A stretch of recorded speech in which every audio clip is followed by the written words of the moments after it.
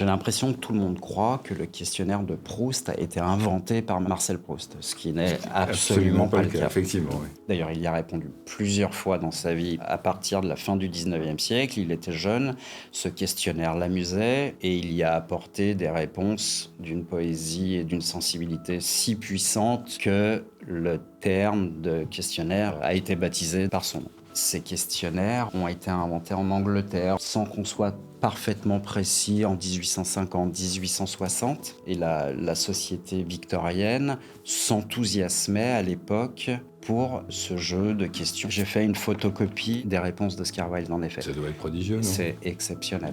Ce questionnaire date de 1877, donc bien avant que Proust y ait répondu. On les trouvait dans des petits albums de jeux. Et en Angleterre, ces questions, il y en a grosso modo une trentaine, ça s'appelait Confessions, questions qui t'amènent à une introspection certaine.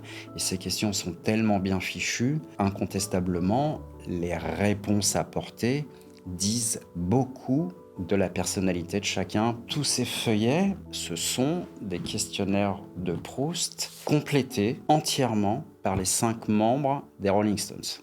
Brian Jones, Mick Jagger, Keith Richards, Bill Wyman, Charlie Watts. Oh, génial. Les questions sont en anglais et on voit bien en tête de chaque feuillet que ça date de 1966. Donc les Stones sont comme les Beatles à leur apogée dans la musique internationale. Ça s'appelle Marcel Proust Questionnaire. Il y a des réponses très provocatrices, très sexuelles, très trash. Je t'épargne les réponses. Il y a un truc incroyable dans le questionnaire de Mick Jagger. Qui on demande « Qui aimeriez-vous être ?» Quelle est la réponse de Mick Jagger ? Un Beatles. C'est quand même dingue. C'est une vraie provocation. Ça, c'est une vraie provocation. Il y a une série de réponses qui m'amusent. Je vais te la donner pour chacun des membres. Quel est pour vous le comble de la désolation ? Ne pas avoir d'allumette pour Mick Jagger. Avoir un rhume sans mouchoir pour Keith Richards. L'éjaculation précoce pour Brian Jones. Paris pour Bill Wyman. Ne me demande pas pourquoi. Et ne pas avoir de papier dans les toilettes pour Charlie Watts.